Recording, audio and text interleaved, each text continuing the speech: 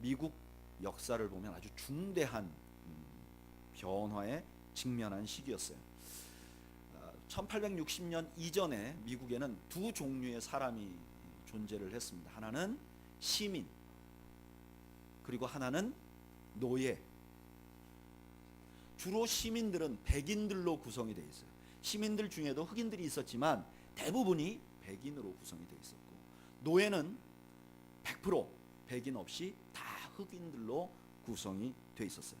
그 두 사이에는 엄청난 차별이 있어서 노예가 되면, 노예로 사는 사람들은 아무런 권리를 가지지 못했어요. 시민권을 행사하지도 못했고, 또 심지어 이 흑인들은 교회 예배드리러 갈 수가 없었어요. 그때는 흑인들만의 예배 공간 자체가 없었어요. 그래서 이 흑인들 중에서 주인이 믿는 예수를 자기도 믿고 싶다 해서 신앙을 가진 사람들도 예배당에 들어가지 못할 정도로 차별이 심했습니다. 근데 1860년에 이 노예 제도를 근본적으로 반대하는 공화당의 에이브라함 링컨 후보가 대통령이 됩니다. 그때 남부 쪽에 있었던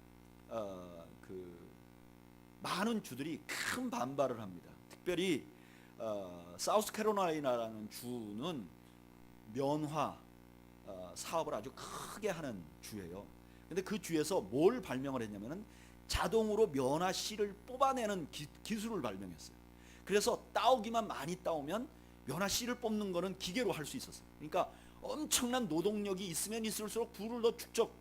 그래서 이 남부 쪽에서는 유럽에 있는 노예 상인들과 계약을 해서 아프리카에서 수많은 노동력을 데리고 와서 밥만 먹이고 그다음에 일을 시켰어요. 그래서 이것으로 부를 축적했는데, 갑자기 노예들이 다 해방이 돼버리면 자기들의 산업 자체의 기반이 흔들리는 거예요. 그래서 남부연합군이라고 만들어서 북군 쪽을 공격하기 시작합니다. 그래서 소위 미국의 남북전쟁이 일어나요. 그런데 그런 저항이 있었음에도 불구하고 에이브라함 링컨 대통령은 자기의 신념을 꺾지 않습니다. 그리고 그 전쟁을 승리로 이끌고 전쟁 후에 헌법을 고쳐서 이제 미국에는 노예란 없다 하는 새로운 헌법이 등장을 하게 됩니다. 물론 이렇게 됐다고 해서 갑자기 미국의 모든 차별이 다 없어진 건 아니에요. 여전히 흑인들이 차별을 받았지만, 그러나 세월이 흐르면서 나아져서 지금은 얼마 전에 미국의 대통령도 흑인이 될 수 있는 그런 시대로 바뀌었어요. 오늘 우리가 읽은 혹은 사도행전 10장 11장의 말씀은 바로 에이브라함 링컨 대통령이 미국의 노예 해방을 한 것처럼 그렇게 획기적인 교회의 변화를 가져오는 그런 말씀이에요. 우리가 그런 전 이해를 가지고 오늘 말씀을 좀 자세히 보겠습니다. 오늘 사도행전 10장 1절에서 8절까지를 보면 갑자기 고넬로라는 사람이 등장을 해요. 이 고넬로는 가이사라에 있는 이달리아대 부대의 백부장이라고 말합니다. 이 가이사라는 어디냐면은 예루살렘에서 이 해변 쪽으로 있는 도시인데, 이 도시는 원래 큰 도시가 아니었어요. 근데 로마가 이 예루살렘을 유대를 다 정복하고 유대를 다스리려고 하는데, 예루살렘에는 예루살렘 성전도 있고 그래서 자기들이 다스리면 너무 저항이 심한 거예요. 그래서 로마가 이 가이사라에다가 새로운 도시를 건설해요.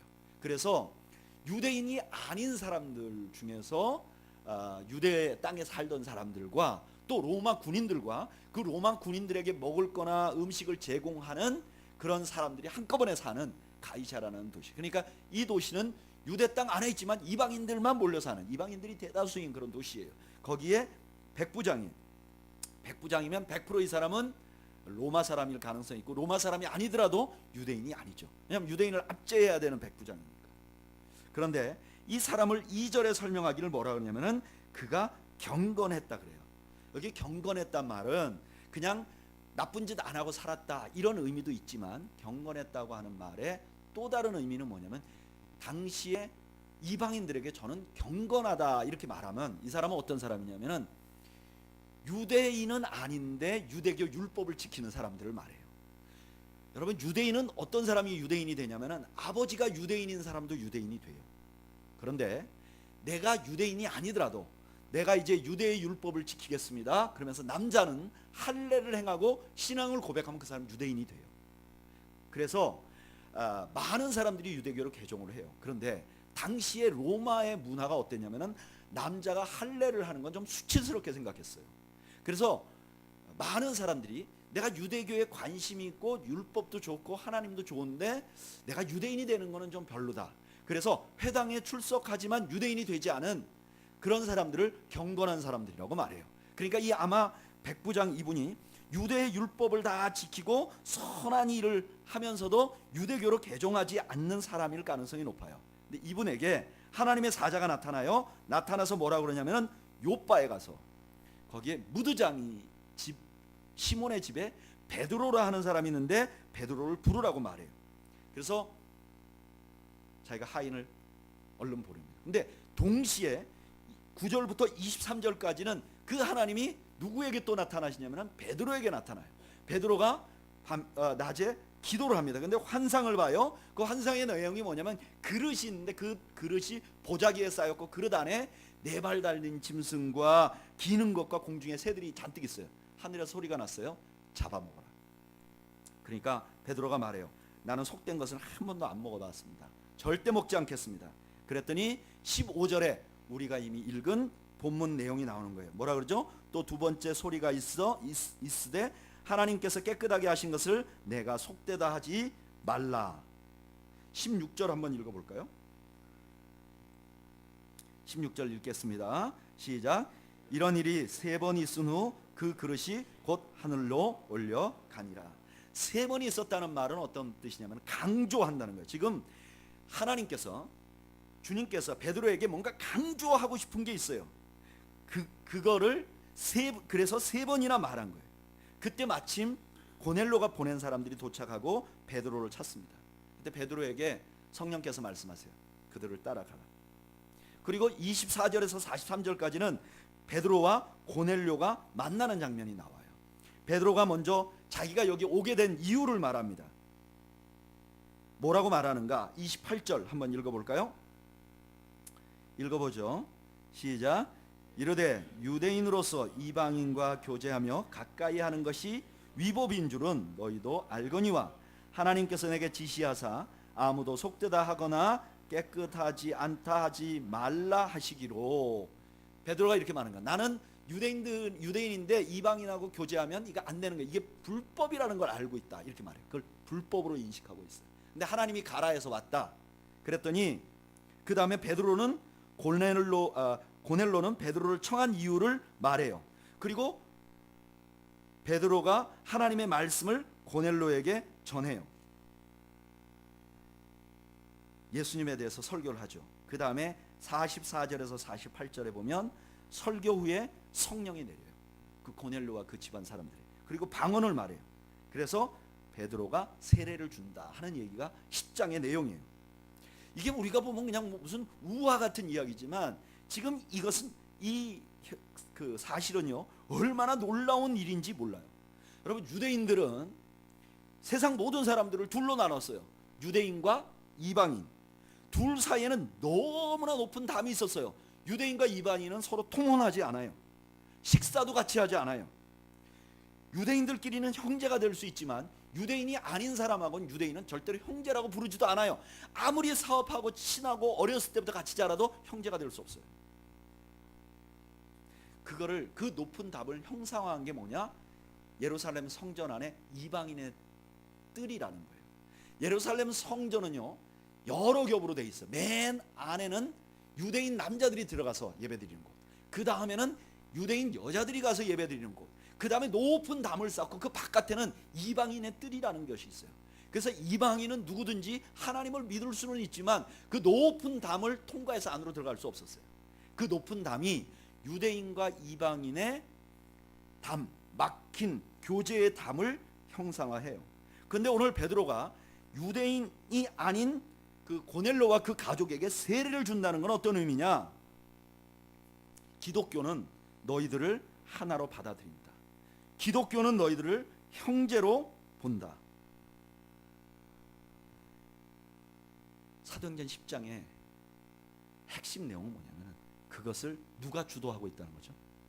주님이 주도하고 있다는 거예요. 유대인들은 유대인과 이방인 사이의 높은 담을 절대로 허물 수 없다고 계속 말하는데 주님은 어떡하냐? 아니라는 거예요.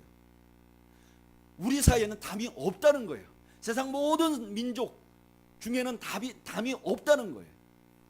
지금 오늘 본문에 보면 베드로도 그냥 그 유대인과 이방인이 교제하는 건 위법이라고 생각했어요.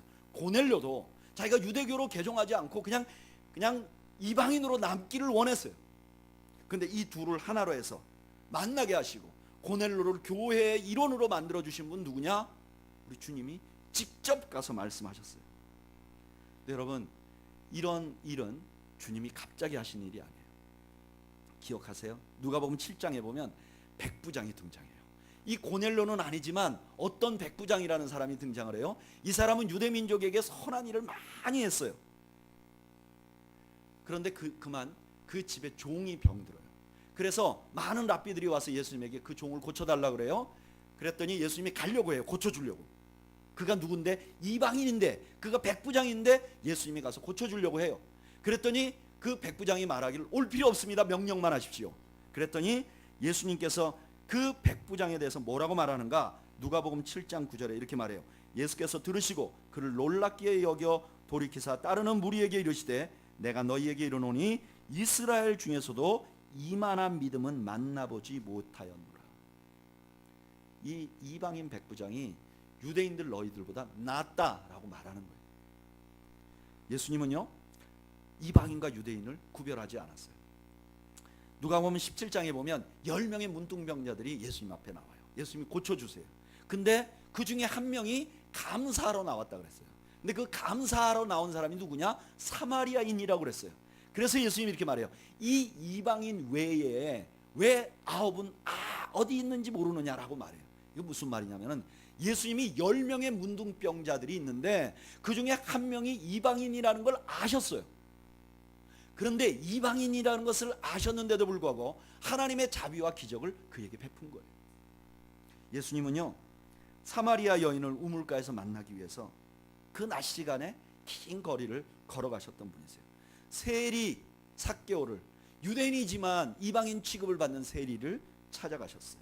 귀신 들렸던 마리아, 부정한 여인으로 취급받았던 마리아를 고쳐주셨어요. 주님 앞에는 이방인이나 유대인이나 구분이 없어요. 이거를 완전히 상징적으로 보여주는 것이 바로 십자가예요. 여러분, 십자가는 화목제예요. 그래서 요한일서 2장 2절에 이렇게 말해요. 그는 우리 죄를 위한 화목제물이니 우리만 위할 뿐 아니요 온 세상의 죄를 위함이라. 예수님이 십자가에 죽으신 것은 우리와 원수되었던 하나님과 하나를 만들어요. 우리가 율법으로 보면 모든 죄인이에요. 그래서 하나님 앞에 갈 수가 없어요. 근데 예수님이 십자가에 죽으심으로 하나님과 우리를 화목하게 만들어요.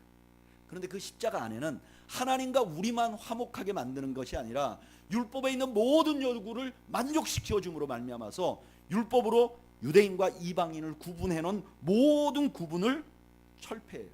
그래서 사도 바울이 뭐라 그랬느냐? 에베소서 2장 14절에서 15절 한번 읽어볼까요? 에베소서 2장 14절에서 15절.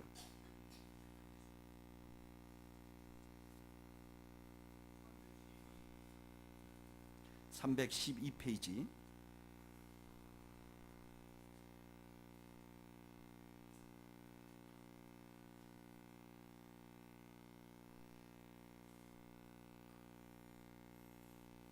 읽어보겠습니다. 시작. 그는 우리의 화평이신지라 둘로 하나를 만드사 원수된 것 곧 중간에 막힌 담을 자기 육체로 허시고 법조문으로 된 계명의 율법을 폐하셨으니 이는 이 둘로 자기 안에서 한 세 사람을 지어 화평하게 하시고 아멘. 십자가는 어떤 것이냐? 세상의 많은 민족과 또 족속들이 여러 계층의 사람들이 살고 그 사이에는 분명히 문화적으로, 경제적으로, 상황적으로, 성향적으로 담이 있는데 예수님께서 그 모든 사람들을 다 하나로 하셔서 한 세 사람으로 만드시는 역할을 하셨다는 거예요. 예수님 십자가에서 온 세상의 사람을 하나로 만들었을 뿐만 아니라 그것을 승천하시면서 제자들에게 대사명을 주실 때 그것을 말씀하셨어요. 어떻게 말씀하셨는가? 제가 읽어드리기 너무 잘 아는 말씀이죠. 마태복음 28장 18절에 20절까지 예수께서 나와 말씀하여 이르시되 하늘과 땅의 모든 권세를 내게 주셨으니 그러므로 너희는 가서 뭐라 그러죠? 모든 족속으로 유대인들 아니면 로마인들 아니면 뭐 유럽인들 이렇게 말씀하지 않으셨어요. 어떻게 말씀하셨나? 모든 민족으로 제자를 삼으라 그랬어요. 예수님께서는 승천하시면서 제자들에게 모든 민족이 이제 내 이름으로 하나가 되어야 한다고 말씀하셨어요. 근데 이거는 예수님이 갑자기 하신 말씀도 아니에요. 이거는 원래 성경이 오래전부터 하나님의 마음 안에 담겨있던 말씀이었어요. 창세기 12장에 하나님께서 아브라함을 부르세요. 그리고 아브라함에게 복을 주시되 뭐라 그랬냐? 내가 너를 축복할 것이다. 그래서 너를 축복하는 자에게 내게 복을 주고 너를 저주하는 자에게 내게 저주하리니 땅의 모든 족속이 너로 말미암아 복을 얻을 것이다. 이렇게 말해요. 유대인들이 너로 인하여 복을 받을 것이라고 말씀하지 않았어요. 땅의 모든 족속이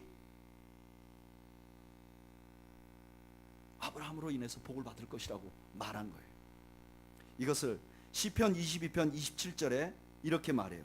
땅의 모든 끝이 여호와를 기억하고 돌아오며 모든 나라의 모든 족속이 주의 앞에 예배하리니.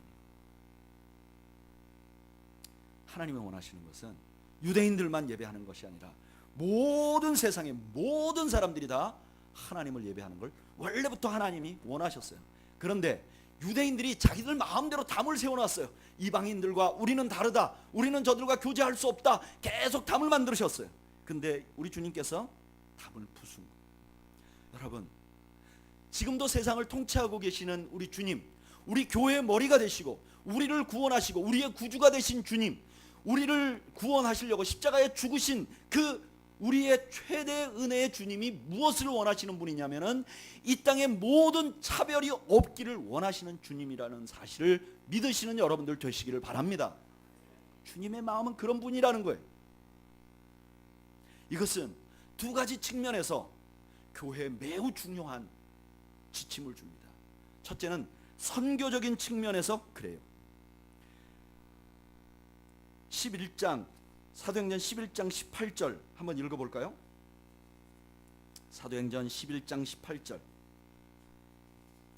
지금 베드로가 이 일이 일어난 후에 이것을 예루살렘 교회, 그때 당시 교회 유일한 교회였던 예루살렘 교회에다가 보고를 합니다. 근데 뭐라고 보고하는가 한번 읽어볼까요? 사도행전 11장 18절 읽어보죠. 시작. 그들이 이 말을 듣고 잠잠하여 하나님께 영광을 돌려 이르되 그러면 하나님께서 이방인에게도 생명 얻는 회개를 주셨도다 하니라. 아멘. 교회가 바로 알게 된 거예요. 아, 이방인들도 이제 생명 얻는 구원을 얻게 되었구나. 그런데 20절에서 21절까지 계속 읽어볼까요? 사도행전 11장 20절 21절 읽어보죠. 시작.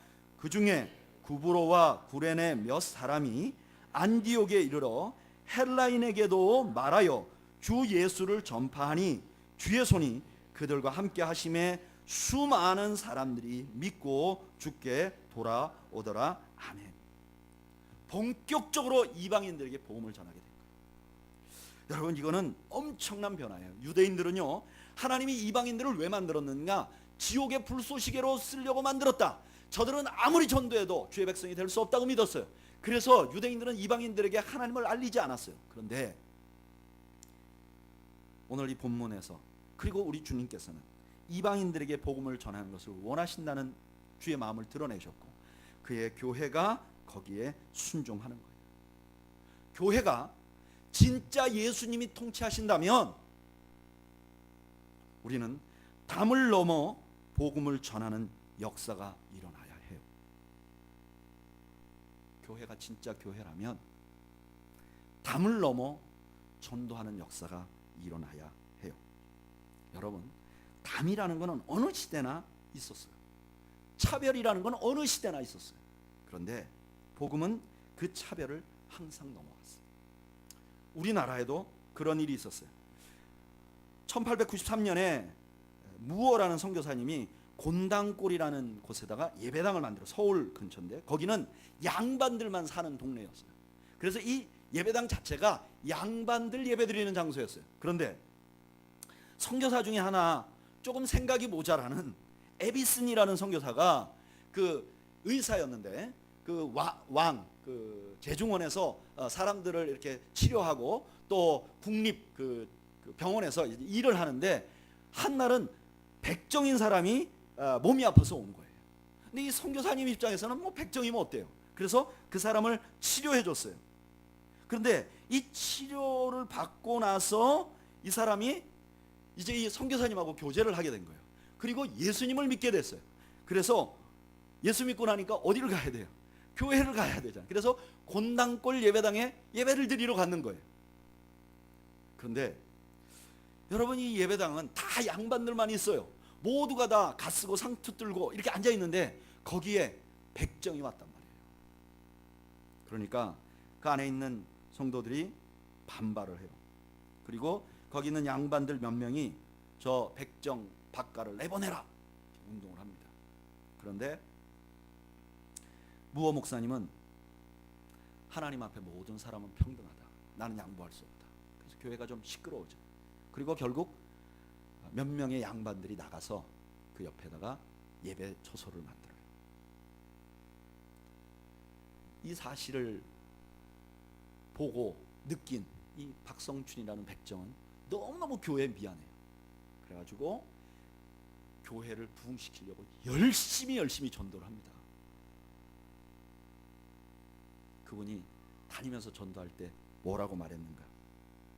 야, 백정도 사람 대접해주는 종교가 왔다. 백정도 사람 대접해주는 종교가 왔다. 기독교는 처음에 백정도 사람 대접해주는 종교였어요.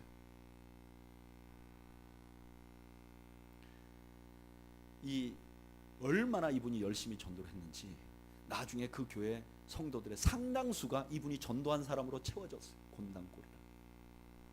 그런데 그 백정하고 같이 예배드리지 못하겠다고 한 사람들은 점점 분리돼 가지고 점점 숫자가 적어졌어요. 나중에 둘이 연합을 했어요. 다시 돌아왔어요. 함께 예배드렸다. 그리고 이분은 더 전도의 열정을 내서 서울뿐만 아니라 수원 지방에 교회를, 백정들만의 교회를 세우기 시작했고. 왜? 우리 주님은 백정도 사람 대접해 주시는 분이기 때문에. 그리고 이분이요, 일제시대 때 정부에 탄원을 해가지고, 일제 전에 탄원을 해가지고 백정들도 갓을 쓸 수 있게 해달라 시민운동을 해요. 그래서 이분이 본의 아니게 한국의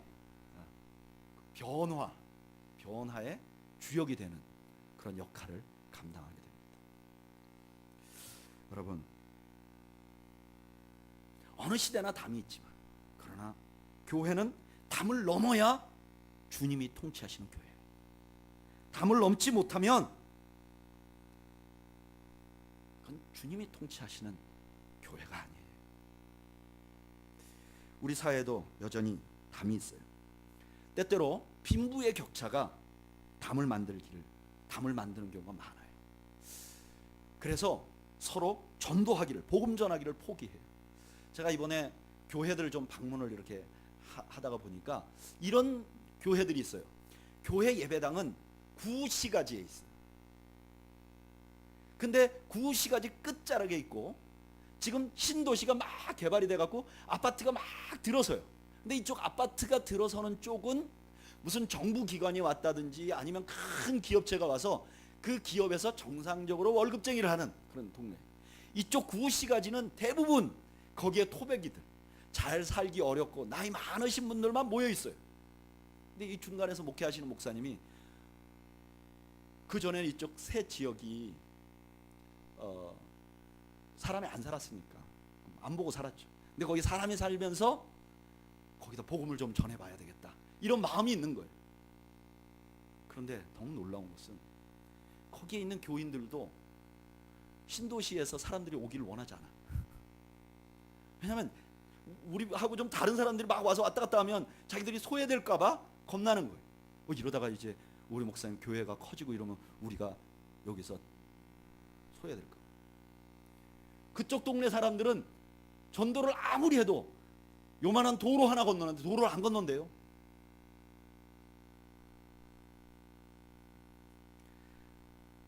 때때로 스타일의 차이가 담을 만들고 그것 때문에 복음 전하는 걸 포기해버리는 경우가 얼마나 많은지 모릅니다.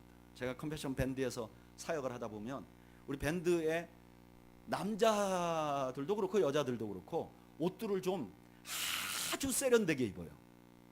그래서 매우 딱 붙는다든가 매우 짧다든가 매우 드러난다든가 이렇게 누가 봐도 쟤는 좀 특이하다. 그러다 보니까 이런 친구들이 기존 교회에 가면 교회 가자고 하는 애들이 없는 거예요. 걔는 교회 당연히 안 갈 거라고 생각합니다. 그러니까 비슷한 친구들이 있어야 전하는데 그렇지 않고 일반 사람들은 그냥 쟤는 제껴놓는 거예요. 혹은 제가 우리 청년부에 오면 우리 청년부 물을 흐릴 거라고 생각하는 사람들도 있는 거예요.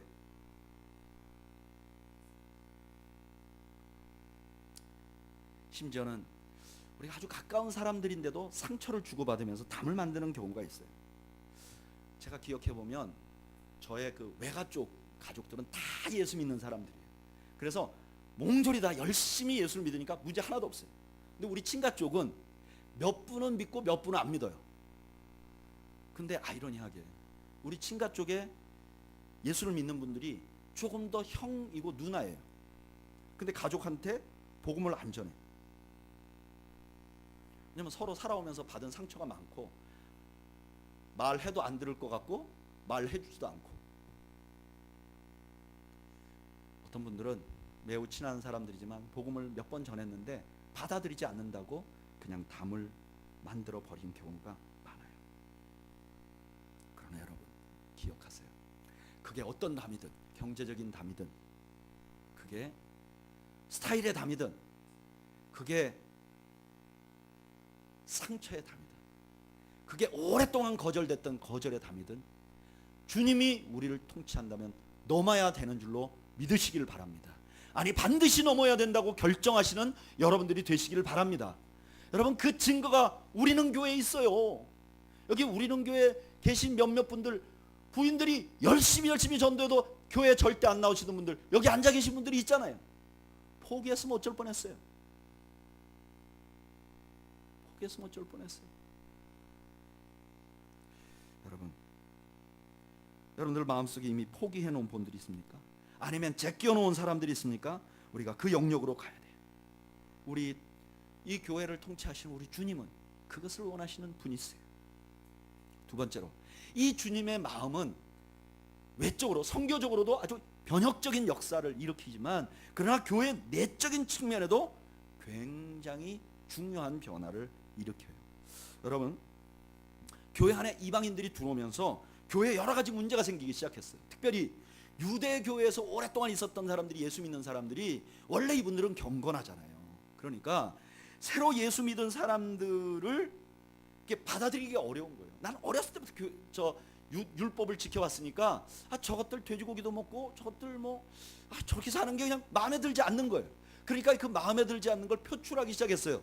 그래서 뭐라고 말하는 거 아니? 너희들 예수 믿는 거 좋아. 근데 진짜 천국에 가려면 할례 받아야 돼. 봐? 예수님도 할례 받았지. 베드로도 할례 받았지. 근데 너는 왜 안 받아? 처음 온 분들이 헷갈리기 시작하는 거예요. 그리고 어떤 사람들은 아니야, 사도 바울이 안 받아도 된다고 했어. 그러면 그 사람들은 제끼는 거예요. 교회 안에서 따돌리고. 그래서 그 사람들에게 사도 바울이 편지를 써요. 에베소서 2장 14절에서 18절. 우리 한번 읽어볼까요? 읽어봤지만 에베소서 2장 14절에서 18절.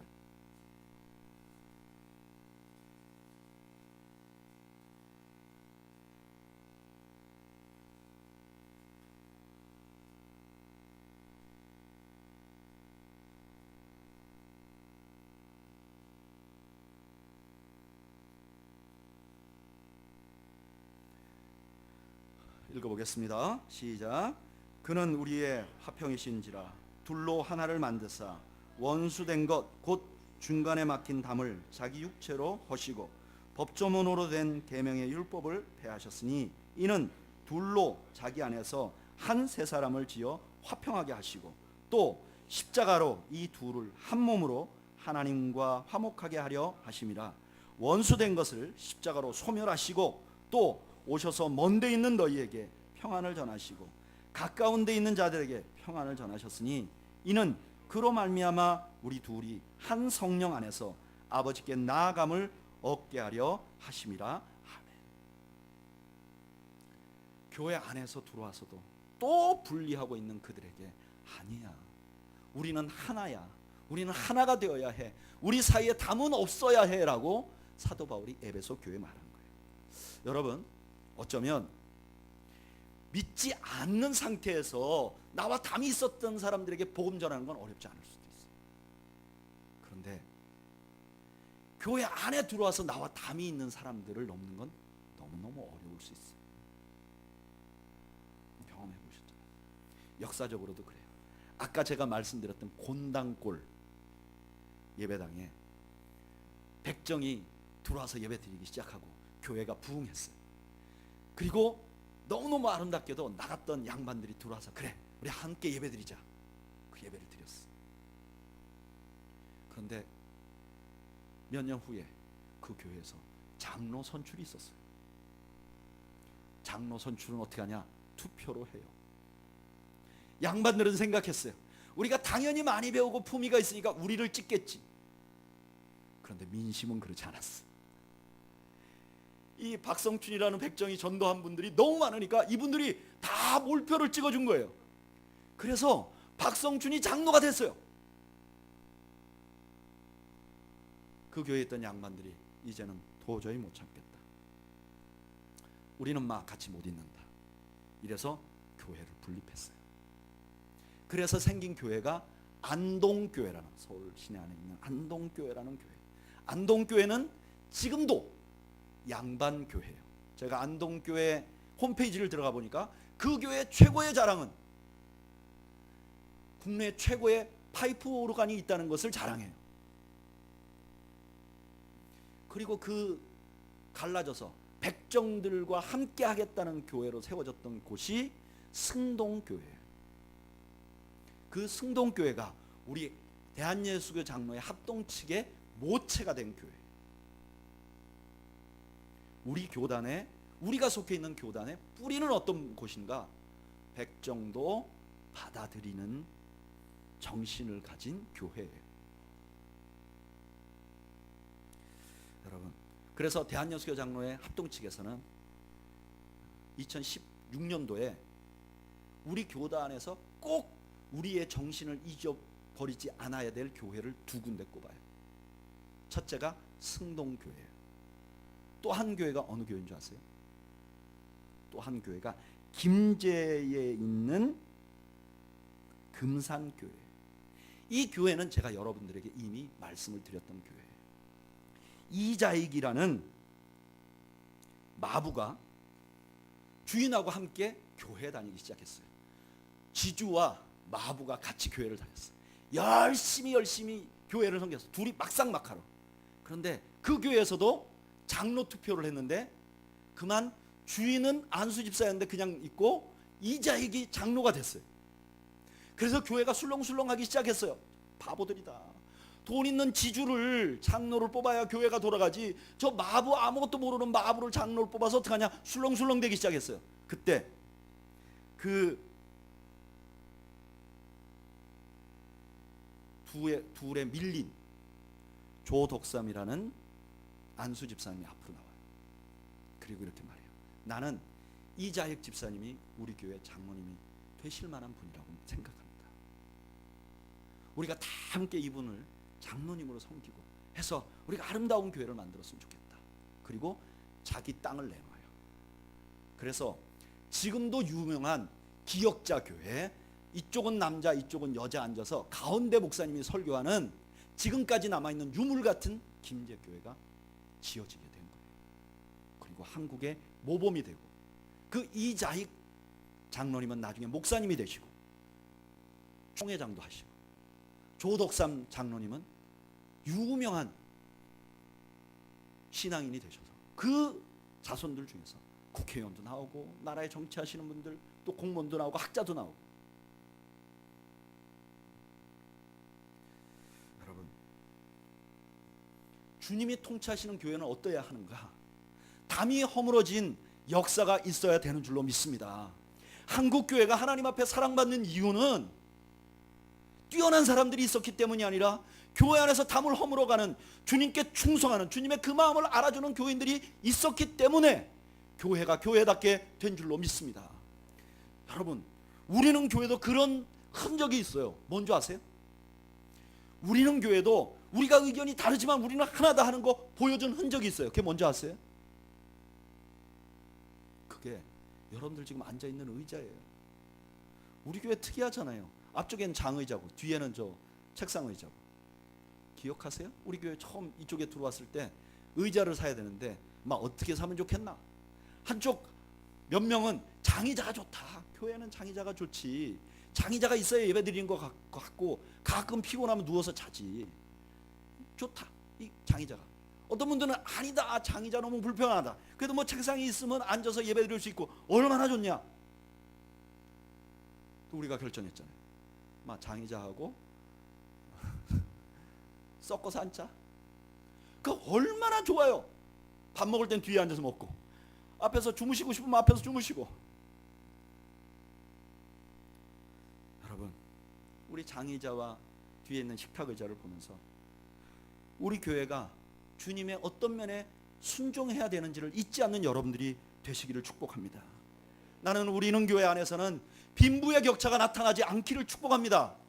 좀 잘 사는 사람들 집에서 좀 덜 좋은 옷 입고 오세요. 좀 어려운 분들 좀 빨아갖고 잘 입고 오세요. 나하고 스타일 맞는 사람들에게는 그냥 미소만 짓고 악수하세요. 그러나 나하고 스타일이 안 맞는 사람은 두 손 잡고 흔들어 반가워해 주세요. 왜냐하면 똑같이 하면 상대방이 섭섭하게 느껴져요. 여러분들이 보시기에 교회에 저분은 오셔서 큰 도움이 안 될 것 같다는 분은 안아주세요. 그분이 여기서 따뜻함을 느낄 수 있어야 해요.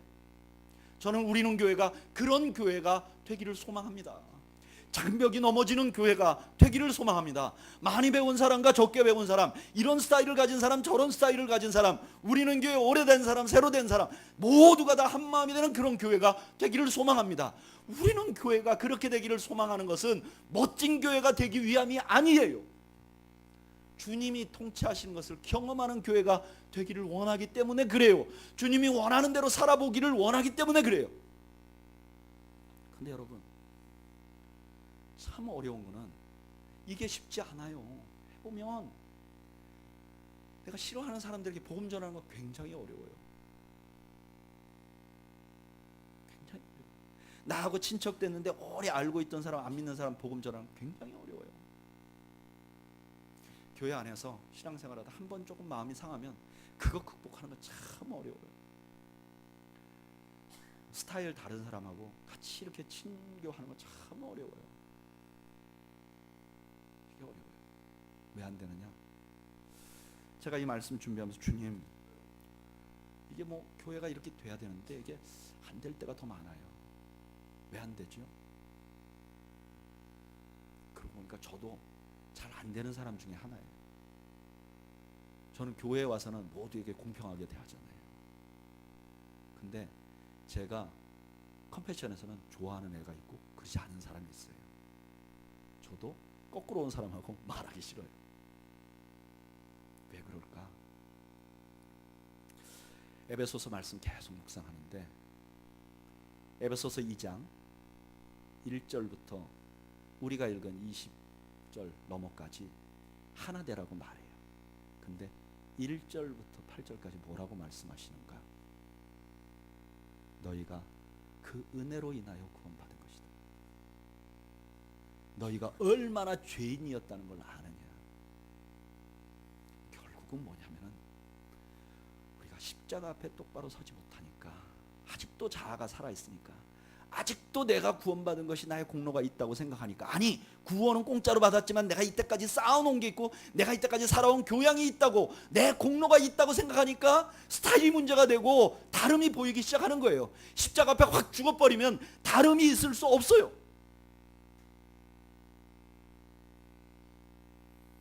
제가 우리 어머니 우리 아버지 모셔놓은 공원묘지에 가봐요. 여러분, 공원묘지에도 빈부가 있어요. 좀 부잣집은요, 땅을 넓게 해가지고 기둥도 몇 개 세우고 돌도 예쁜 거 하고.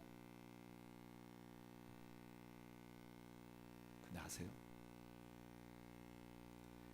그거가 다르다는 걸 아는 거는 살아있는 자손들이지 죽은 사람 몰라요. 누구 눈에 그게 다르게 보이는가? 산 놈한테 보이는 거예요. 왜 다름이 보이나? 내가 무덤에 들어가 있지 않고 살아서 펄펄 뛰니까 다름이 보이는 거예요. 그리고 그게 장애가 되는 거예요. 사도행전 9장에서 우리 주님은요, 사도 바울을 불러서 이방인의 선지자로, 이방인의 사도로 만들어요. 그리고 10장 11장에서 이렇게 말씀하세요. 너희들 안에 차별이 있어서는 안 돼. 내 원래 뜻은 이방인들도 자유롭게 들어와서 교회의 한 구성원이 되는 거야. 그리고 그 안에 어떤 차별도 없는 것이 내가 원하는 것이야 라고 말씀하고 있어요. 저는 우리 능교회 성도들이 다 십자가 앞에 우리가 죽음으로 진정한 하나 되는 공동체가 되는 저와 여러분들이 되시기를 주님의 이름으로 축복합니다. 우리 한번 기도할까요? 나는 도대체 담을 몇 개나 가지고 있을까? 한번 이 시간에 묵상해 보죠.